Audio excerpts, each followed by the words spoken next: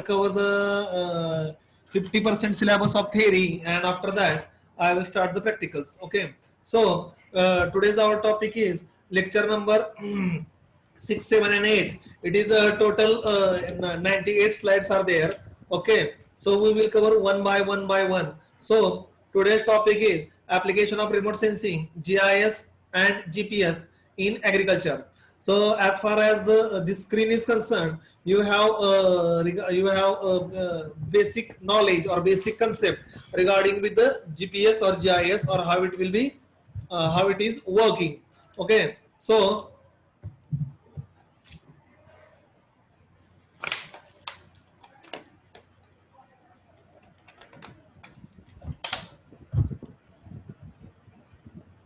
okay, so what is the remote sensing? आता remote sensing म्हणजे काय? I have already explained you what is mean by remote sensing. Taking a photograph or by seeing any object without having a physical contact with that object, it is known as remote sensing. So best example is our human eye. Human eye, we can see all the things, but we cannot make the physical contact with that particular object. Okay, so from our eye we can see from 100 meter, 200 meter, 500 meter, or up to 1 kilometer or 2 kilometer, but we are not touching that object, but we can visualize 1 kilometer, 2 kilometer. So this is known as a remote sensing. Okay, so remote sensing means sensing the thing from a distance, or of our 5 sensors. We use the 3 remote sensors. Okay, तर आता त्याच्यामध्ये आपल्याकडे 3 प्रकारचे sensor आहेत. त्याच्यासाठी आपल्याला physical कॉन्टॅक्टची काही गरज बसणार नाहीये. एक असतो स्किनला आपल्याला फिजिकल टच भेटतो, so it is not a part of remote sensing. But smell, hearing and watching, these are the 3 sensors, or for that particular sensor there is no need of any physical contact, because any smell, okay, it's a bad or either good smell, it is, we can inhale that smell. There is no need to touch that particular object. Okay, in a smell of fleshy bread or oven, it is a smell. आता कुठल्याही गोष्टीचा सुंदर वास, एखाद्या फुलाचा वास येण्यासाठी ते फूल तुम्ही हातात घेतलंच पाहिजे अशातला काही भाग नाहीये. त्या शेतामध्ये गेला, त्या शेताच्या जवळनं गेला किंवा त्या झाडाच्या जवळनं गेला तरी सुद्धा तुम्हाला तो सुंदर वास तुमच्या नाकामध्ये येतो. त्यावेळेस तुम्हाला त्याचा फिजिकल कॉन्टॅक्ट असतो का? नाही. दुसरी बाब, तुम्ही एखाद्या लांबचं पाहता किंवा आपल्याला आकाश दिसतंय, रोज तुम्ही आता वर ढगाकडे बघितलं तर तुम्हाला आकाश दिसतं, मग तुम्ही आकाशामध्ये जाताय का? नाही. तर मग खालनं बसून आकाश दिसते किंवा खालनं बसून तुम्हाला डोंगराचं टोक दिसतं, मग त्यासाठी तुम्ही डोंगरावर चढता का? नाही चढत. तर इट इज अ सेन्स. आणि तिसरा आहे हिअरिंग. तुमच्या आजूबाजूला 1 किलोमीटर, 2 किलोमीटर किंवा कुठेही बाहेर मोठा आवाज झाला तर तुम्हाला ऐकू येतो, त्यासाठी त्या जागेवर तुम्ही पाहिजे असं काय आहे का? So it is known as a sensing. So remote sensing in agriculture, that taking the image or photograph without having the physical contact with that object. त्या ऑब्जेक्टच्या फिजिकल कॉन्टॅक्ट न होता, ओके, त्या ऑब्जेक्ट बरोबर फिजिकल कॉन्टॅक्ट न होता जर तुम्हाला त्या गोष्टीची जर सेन्स येत असेल, ठीक आहे,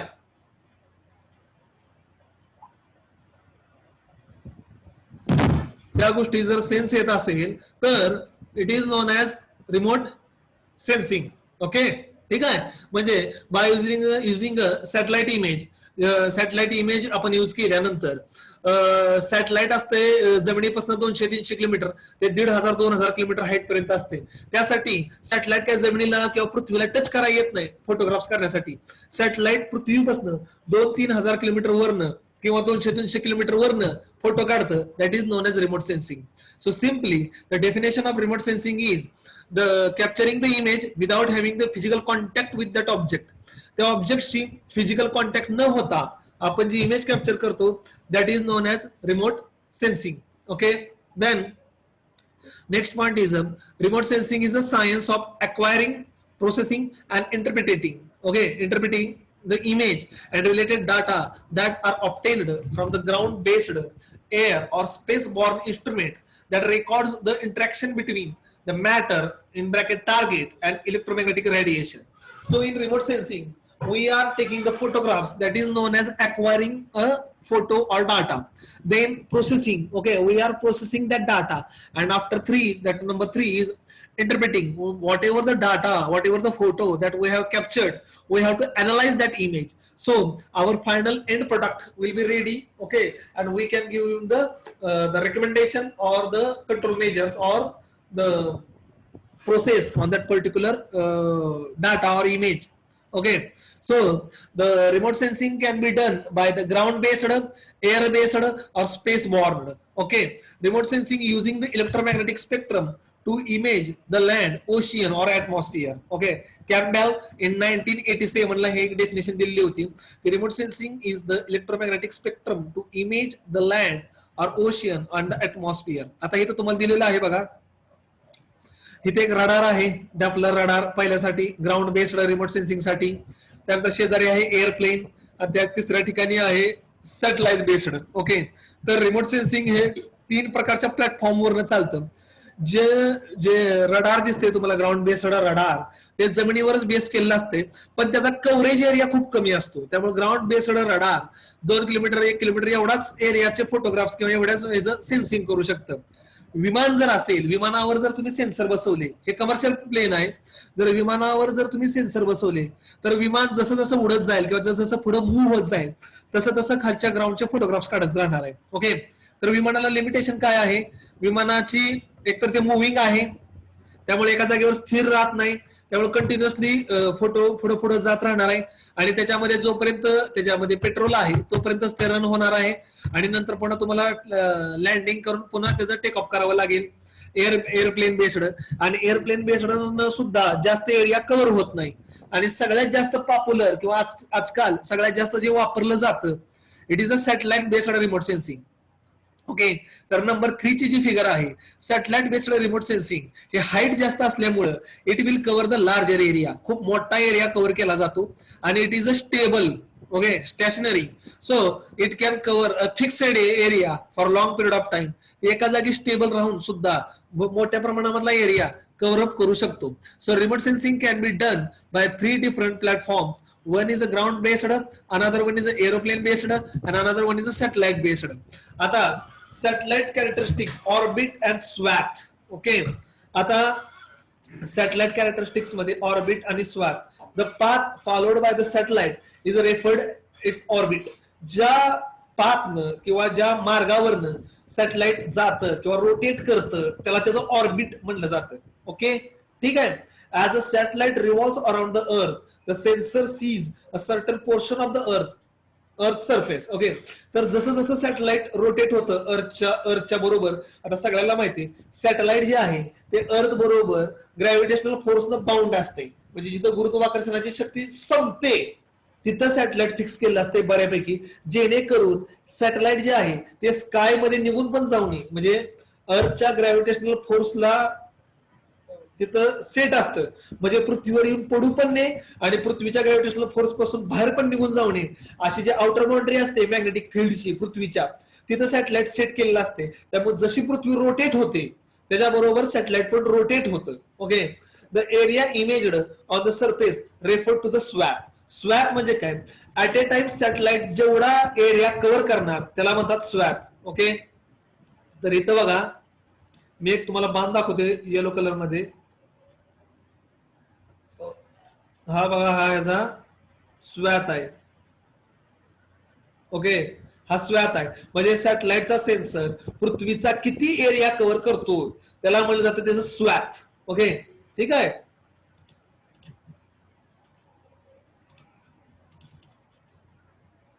आता satellite based sun synchronise polar orbit. Okay, पहिला आहे sun synchronising polar orbit. Polar orbit satellite वेगवेगळ्या प्रकारचे सॅटेलाइट असतात, ठीक आहे. त्यातला पहिला सांगतो sun synchronise polar orbit. Most of earth images satellites is a polar orbiting, meaning that they circulate the planet in a roughly north to south eclipse which the earth revolves beneath them. Okay, म्हणजे polar orbit जे आहे ते अर्थला किंवा पृथ्वीला north ते south या circle मध्ये गोल फिरतात. ओके, नॉर्थ ते साऊथ. ओके, ठीक आहे. तुम्हाला ते अनोटेशन दाखवतो मी, हे बघा, हे सर्कल आहे असं, नॉर्थ ते साऊथ. पृथ्वी सगळ्याला माहिती पूर्व पश्चिम फिरते, तर हे नॉर्थ ते साऊथ असे रोटेशन क्लिअर करतं. ओके, ठीक आहे. They cover each area of the world at the constant local time of the day called as local cell time. Okay, तो पूर्ण जगाचा पूर्ण एरिया कव्हर अप केला जातो बीट बाय बीट. ओके, पूर्ण एरिया कव्हर केला जातो. Typical altitude 5000 kilometre to 1500 kilometre. किती उंचीवर असतात? कमीत कमी 500 किलोमीटर, जास्तीत जास्त 1500 किलोमीटर एवढ्या रेंज पर्यंत असतात. जेवढी हाईट वाढेल तेवढा स्वॅथ वाढणार, पण थोडीशी क्लॅरिटी कमी येणार. जरी सेन्सर चांगला असला किंवा क्वालिटी सेन्सर जरी असला तरी हाईट वाढली की थोडस क्वालिटी रिड्यूस होणार. ठीक आहे, त्याला काय इलाज नाही.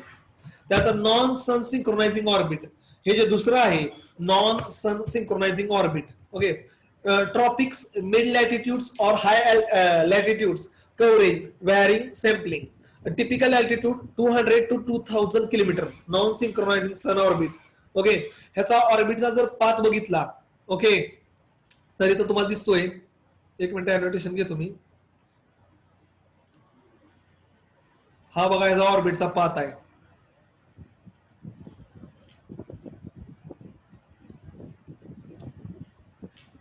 इक्वेडोरला परपेंडिक्युलर ऑर्बिट मध्ये गोल गोल गोल गोल गोल गोल गोल गोल फिरतं. ओके, कमीत कमी 200 ते 2000 kilometre. Okay, TRM for example. ठीक आहे. त्याच्यानंतर नेक्स्ट आहे जिओस्टेशनरी ऑर्बिट. जिओस्टेशनरी ऑर्बिट. ओके, ओके, ठीक आहे. तर जिओस्टेशनरी orbit, the satellite at the very high altitude at approximately 36,000 kilometer which view the same portion of the earth surface at all the time. तर हे जिओस्टेशनरी orbit जे असते ते ऍट ए टाइम एकच एरियावर कॉन्सन्ट्रेट करतं. म्हणजे एकाच एरियाला कंटिन्युअसली स्कॅन करतं किंवा कंटिन्युअसली फोटोग्राफ घेतं. ह्याची जमिनीपासून 36,000 किलोमीटरवर हे सेट करून ठेवलेलं असते आणि तेवढाच एरिया ते कंटिन्युअसली मॉनिटर करतं किंवा तेवढाच पॉइंट त्याबरोबरच ते रोटेट होतं. Revolve at the speed which match the rotation of earth, so they are same stationary. तर पृथ्वी जी स्वतःभोवती फिरते त्या स्पीडनं ते सॅटेलाइट स्वतःभोवती फिरतं. ओके, त्याच्यामुळं ते कायम एका जागेवर होल्ड पोझिशन करतं आणि त्याच जागेची किंवा त्याच एरियाची कंटिन्युअसली फोटो काढत राहतं. वेदर अँड कम्युनिकेशन सॅटेलाइट, आणि हे जे असतात जिओस्टेशनरी हे वेदर सॅटेलाइट किंवा कम्युनिकेशन सॅटेलाइट असतात. कारण की तुमच्या देशावरच तुम्हाला फिक्स केले पाहिजेत ना. तुम्हाला जर इंडियाचं वेदर बघायचं असेल तर सॅटेलाइट तुमचं इंडियावरच्या वरच फोकस राहिलं पाहिजे ना. त्यांना काही जगामध्ये किंवा जगाचे इमेजेस घेऊन काय करायचंय. किंवा कम्युनिकेशन सॅटेलाइट जे आहेत तुमच्या आता जे आपले मोबाईल फोन असतील किंवा इंटरनेट असेल किंवा बाकीच्या गोष्टी असतील त्यासाठी कम्युनिकेशनसाठी ते सॅटेलाइट तुमच्या देशाच्या वरच फिक्स पाहिजे. ठीक आहे.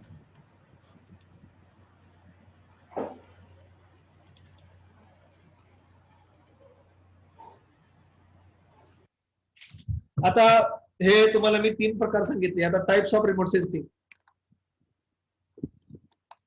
तर रिमोट सेन्सिंग मध्ये 3 प्रकार येतात. एक असते पॅसिव्ह रिमोट सेन्सिंग आणि एक असते ऍक्टिव्ह रिमोट सेन्सिंग. ओके, आता दोन्ही मला फरक सांगतो.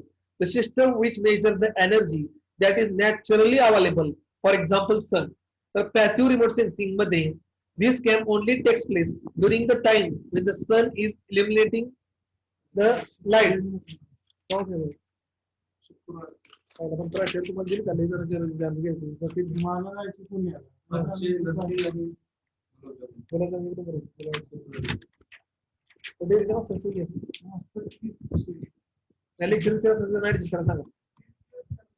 This can only takes place during the time when the sun is illuminating the earth. म्हणजे पॅसिव्ह रिमोट सेन्सिंग कधी प्रॅक्टिकली पॉसिबल आहे? when there is a sunlight. In a dark or in the night it is not practically possible because sun is the source of energy, and by the source of energy utilizing the source of energy from the sun, the satellite takes the image or sensor takes the images. तर passive remote सेन्सिंगला सूर्याची light लागते. ते फक्त day टाइमला होऊ शकतं, night टाइमला होऊ शकत नाही. त्यामुळे डे टाइमला जे रिमोट सेन्सिंग होतं by using the sunlight it is known as a passive remote sensing. Okay, active. Remote sensing provide their own energy. Active remote सेन्सिंगला सेन्सर स्वतःची एनर्जी वापरतो किंवा स्वतःचे सिग्नल सेंड करतो किंवा स्वतःच्या वेव्ह सेंड करतो आणि त्याच्यापासून जे येतं त्याला म्हणलं जातं active remote sensing. The sensor emits the radiation which is directed towards the target to be investigated. तर सेन्सर सिग्नल सेंड करतं, टार्गेटवर सिग्नल पडतात आणि त्यातनं जे रिफ्लेक्ट होतात ते त्याच्यापासून जे रिमोट सेन्सिंग केलं जातं त्याला ऍक्टिव्ह रिमोट सेन्सिंग म्हणलं जातं. The radiation reflected from that target is detected and measured by the sensor. Okay, they obtain measurement anytime regardless of the time of day or night or season. तर active remote sensing मध्ये sensor स्वतः signal send करतात, electromagnetic signal. Okay, आणि ते पृथ्वीवर येऊन पडतात. पडल्यानंतर त्यातनं जे रिफ्लेक्शन होतं त्या रिफ्लेक्शन पासून जे येतं त्याला म्हणलं जातं हा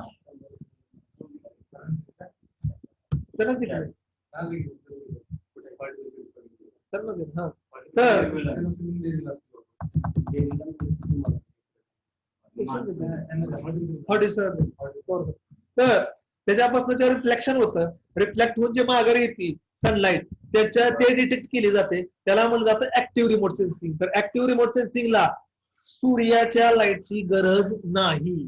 दिवस असला काय आणि रात्र असली काय, इट डझंट नीड, त्याला काहीही फरक पडत नाही. लेझर रिमोट सेन्सिंग किंवा रडार रिमोट सेन्सिंग किंवा मायक्रोवेव्ह रिमोट सेन्सिंग जे चालतं ते सगळं ऍक्टिव्ह रिमोट सेन्सिंग असतं. त्यासाठी ढगाळ वातावरण आहे, पोल्युशन आहे, काहीही फरक पडत नाही. त्या ज्या इलेक्ट्रोमॅग्नेटिक वेव्ह असतात किंवा लेझर वेव्ह असतात किंवा मायक्रोवेव्ह असतात ते सगळ्याला पेनिट्रेट करून पृथ्वीवर येतात. त्यासाठी कुठलाही हर्डल आला तरी काहीही फरक पडत नाही आणि डे आणि नाईट चालतं, ह्याला म्हणलं जातं ऍक्टिव्ह रिमोट सेन्सिंग. ओके, आता प्रोसेस ऑफ रिमोट सेन्सिंग त्याच्यामध्ये एनर्जी सोर्स, ओके, और इलिमिनेशन, त्यानंतर बी पार्ट आहे. आता इथं जर तुम्ही बघितलं, एक मिनिट मी अॅनिटेशन घेतोय. ओके, तर इथं जर तुम्ही बघितलं एनर्जी सोर्स काय आहे, हा सूर्य आहे. ओके, सूर्य जो आहे हा एनर्जी सोर्स आहे ज्याला आपण ए म्हणतोय. ओके, त्यानंतर बी रेडिएशन ऑफ द ऍटमॉस्फिअर, तर सूर्याची लाईट इथं पृथ्वीवर पडलेली आहे तिला आपण बी म्हणतो.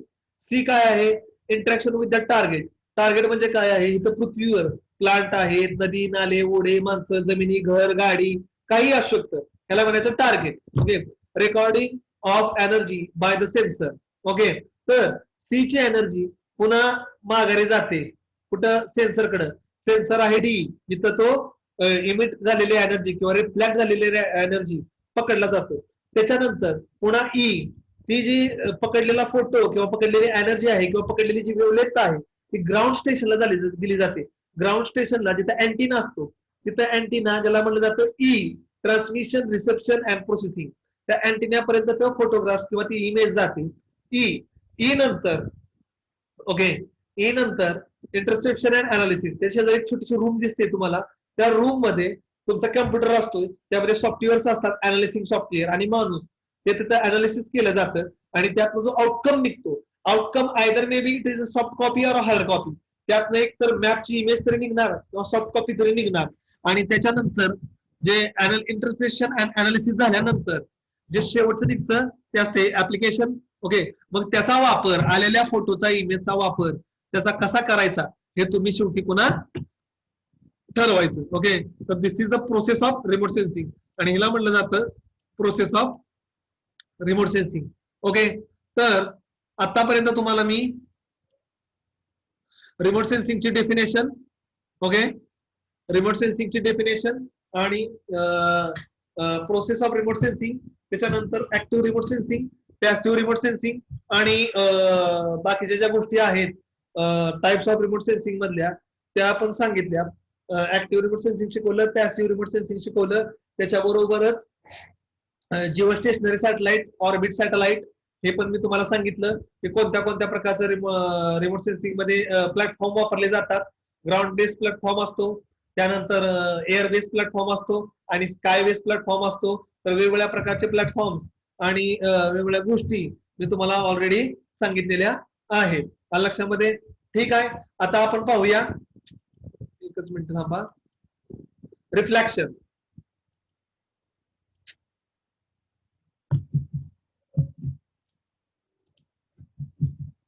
नेक्स्ट स्लाइड कसा आहे ना,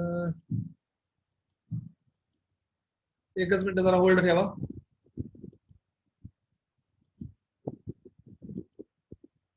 तर रिफ्लेक्शन्स मध्ये वेगवेगळे प्रकार असतात. Spectral reflection, special reflection, okay, diffusion reflection, scattered reflection, असे वेगवेगळे प्रकार येतात. थांबा जरा 2 मिनिटं फक्त. स्लाइड कसा आहे ना, previous slide. Okay, so radiation or target interaction. Okay, there are 3 forms of interaction that can be takes place when the energy strike or its incident upon the surface. Okay, कुठलीही energy कुठल्याही object वर किंवा कुठल्या surface वर पडल्यानंतर किंवा strike झाल्यानंतर वेगवेगळ्या प्रकारचे रेडिएशन असतात. ओके, इंटरॅक्शन असतात. त्यामध्ये एक येतं ऍब्सॉर्प्शन, आयदर ती ऍब्सॉर्ब केली जाणार. ट्रान्समिशन, आयदर ती ट्रान्समिट केली जाणार किंवा खाली पाठवली जाणार किंवा त्या पाण्यातून बाहेर निघून जाणार किंवा त्या पाण्यात रिफ्लॅक्ट होणार. ओके, तर ऍब्सॉर्प्शन म्हणजे ए, त्याच्यावर ऍब्सॉर्ब केली जाणार, एका पॉइंट कडून दुसऱ्या पॉइंट कडे ट्रान्समिट होणार. किंवा थर्ड आहे रिफ्लेक्शन आहे, सांगतो 5 मिनिटं. स्पेक्युलर रिफ्लेक्शन आणि डिफ्युजन रिफ्लेक्शन. ओके, हे 2 प्रकार पडतात. स्पेक्युलर रिफ्लेक्शन हे जे असते ते स्मूथ सरफेसवर न होतं. ओके, स्पेक्युलर रिफ्लेक्शन जे आहे it is coming from the smooth surface, म्हणजे रस्ता असेल किंवा प्लेन ग्राउंड असेल किंवा बिल्डिंग असेल किंवा कुठलेही फ्लॅट सरफेस असेल, त्यामध्ये जे रिफ्लेक्शन होतं म्हणजे सनलाइट पडते आणि रिफ्लेक्ट होती, त्याला म्हणलं जातं स्पेक्युलर रिफ्लेक्शन. आणि जे दुसरं जे असते ते असते डिफ्युजन रिफ्लेक्शन. डिफ्युजन रिफ्लेक्शन म्हणजे काय, जो रफ सरफेस आहे, रफ म्हणजे डोंगर उतार, नदी नाले किंवा झाड. आता झाडाचा काय सेप काय स्मूथ नसतो, त्याच्यावर जी सनलाइट पडते ती जी रिफ्लेक्ट होते ती डावीकडं उजवीकडं खाली वर तिरकी कशाही पद्धतीने रिफ्लेक्ट होते, त्याला म्हणलं जातं डिफ्युज्ड रिफ्लेक्शन. ओके, रिफ्लेक्शनचे 2 प्रकार सांगितले. ओके, तुम्हाला मी स्पेक्युलर रिफ्लेक्शन प्लेन सरफेस मधनं होतं आणि जे डिफ्युज्ड रिफ्लेक्शन आहे ते अंडुलेटिंग सरफेस मधनं होतं. ओके, ठीक आहे. तर हे जे आहे रिफ्लेक्शनचं दोन्ही प्रकार जे आहेत मी सांगितले. 4 टाइप्स ऑफ रिझॉल्युशन. रिझॉल्युशनचे जे प्रकार आहेत ते 4 प्रकार आहेत. Okay, there are 4 types of resolution.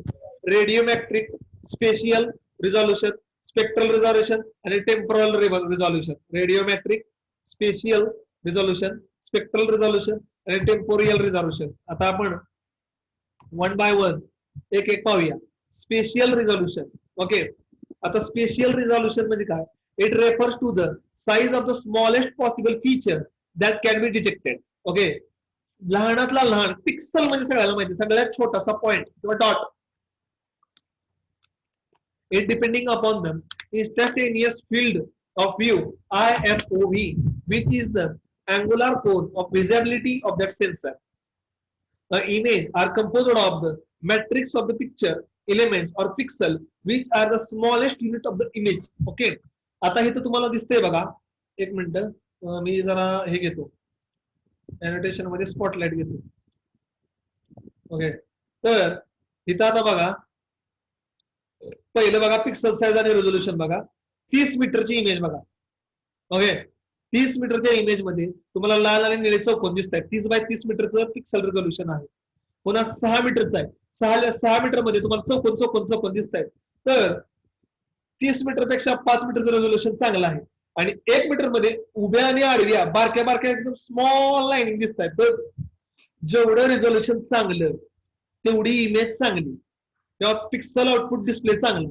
आता 30 मीटरच्या रेझोल्युशनचा जर फोटो मारला तर सगळं निळं दिसणार आहे. 5 मीटरचा जर फोटो आउटपुटचा डिस्प्ले मारला तर मधल्या लाईनिंग दिसतात, थोडंसं लाल पण दिसतंय, थोडंसं निळं पण दिसतंय. आणि 1 मीटरचा मारला तर एकदम बारीक उभ्या आडव्या लाईनिंग सगळं दिसून येते. त्याच्या खाली बघा 0.6 मीटर, 5 मीटर आणि 30 मीटर चे एक फोटो टाकलेला आहे. ओके, तर 30 मीटरची बघा इमेज कशी ब्लर आहे, तुम्हाला व्यवस्थित दिसतंय का नाही. 5 मीटरची त्यातल्या त्यात बरी दिसते आणि 0.6 मीटरची तुम्हाला उभ्या आडव्या लाईनिंग त्याच्यामध्ये सगळ्या क्लिअर दिसून येतात. तर जेवढं रिझॉल्युशन चांगलं किंवा जेवढी पिक्सल साईज चांगली तेवढी इमेज जी आहे ती क्लिअरली दिसून येते. ओके, ठीक आहे. तर हे झालं spatial resolution. Spectral resolution. Spectral resolution describe the ability of sensor to define the fine wavelength. Okay, the finer the spectral resolution, the narrow the wavelength range for a particular channel or band. Okay, तर लक्षात ठेवा, spectral resolution describe the ability of sensor to define the fine wavelength. Okay, आता बघा इथं black and white film. Black and white film मध्ये बघा resolution काय आहे, 0.4 ते 0.7 मायक्रॉन म्यू आहे. त्यामध्ये ब्ल्यू, ग्रीन आणि रेड हे 3 कलर येतात. ओके, आणि कलर फिल्म जिथं पहिली ब्लॅक अँड व्हाईट बघितला फोटो आपण, आणि कलर मध्ये बघा ब्ल्यू 0.4 ते 0.5 मध्ये ब्ल्यू येणार, 0.5 ते 0.7 मायक्रोवेव्ह रेंज मध्ये ग्रीन येणार, आणि 0.6 ते 0.7 मायक्रोवेव्ह रेंज मध्ये रेड येणार. तर ह्याच्यामध्ये म्हणजे प्रत्येक वेव्हलेंथ मध्ये ब्लॅक अँड व्हाईट मध्ये काय दाखवलंय, 0.4 ते 0.7 मायक्रॉनच्या म्यू मध्ये ब्ल्यू, ग्रीन आणि रेड आहे, तिन्ही पण कलर आहेत. पण कलर फिल्म जिथं मारली जाते किंवा कलर फोटोग्राफ जिथं मारला जातो तिथं 0.4 ते 0.5 ब्ल्यू कलर असणार आहे, 0.5 ते 0.6 ग्रीन कलर असणार आहे, आणि 0.6 ते 0.7 जे आहे तो रेड कलर असणार आहे. म्हणजे स्पेक्ट्रल रिझॉल्युशन मध्ये जेवढं कलर क्वालिटी घेत जाताला तेवढं त्याची जी मायक्रो लेंथ आहे, वेवलेंथ आहे, ती पर्टिक्युलर दिसणार. The फायनर the spectral resolution, the narrow the wavelength range for the particular channel or band. Okay, जेवढं फाईन रिझोल्युशन असते तेवढं इमेज क्लिअर असते. त्यानंतर रेडिओमेट्रिक रिझोल्युशन. रेडिओमेट्रिक रिझोल्युशन म्हणजे काय, sensor sensitivity to the magnitude of the electromagnetic energy, that is known as radiometric. Sensors ability to discriminate vary a slight difference in a reflected or emitted energy in a form of beats. Okay, the finer the radiometric resolution of the sensor, the more sensitive it is to the detecting smaller difference in the energy. Okay, तर रेडिओमेट्रिक resolution मध्ये energy मध्ये किंवा ऊर्जेमध्ये जरी small difference असला, छोटासा difference जरी असला तरी सुद्धा तो दिसून येतो, कळून येतो किंवा समजून येतो. हा ह्याच्यामधला सगळ्यात महत्वाचा मुद्दा किंवा सगळ्यात महत्वाचा पॉइंट आहे. ओके, ठीक आहे. तर final the radiometric resolution of the sensor, more sensitivity it is to the detecting the smaller difference in energy. Okay, तर एनर्जी मध्ये किंवा ऊर्जेमध्ये जरा जरी चेंज झाला किंवा जरा जरी व्हेरिएशन आलं तर रेडिओमेट्रिक रिझोल्युशन मधनं ते तुम्हाला समजतं. ओके, इथं बेसिक ऑफ बिट्स दिलाय. Computer store everything to the 0 to 1 bit and each bit record and exponent of 2 power. इथं आता बघा बीट दिलेत. 1 नंबरला मॅक्सिमम एक्सपोनंट 2 आहे, 2 नंबरला 4 आहे, 3 नंबरच्या बीटला 8 आहे, 6 नंबरच्या बीटला 64 आहे, 8 नंबरच्या बीटला 256 आहे, 11 नंबरच्या बीटला 2048 आहे, आणि 12 नंबरच्या बीटला 4096 आहे. म्हणजे हे जे आहे कम्प्युटर काय करते, कुठलीही लँग्वेज असेल, बायनरी लँग्वेज असेल, 0 ते 1 मध्ये स्टोअर करतं. कम्प्युटरला आई ए बी सी डी असलं काय कळत नाही. तुम्ही ज्यावेळेस कम्प्युटरमध्ये बटन क्लिक करता ते 0 ते 1 ह्याच्यामध्ये कोडिंग मध्ये किंवा त्यामध्ये ते लँग्वेज समजतं. ओके, तर त्याला म्हणायचं बीट्स. आणि सॉरी,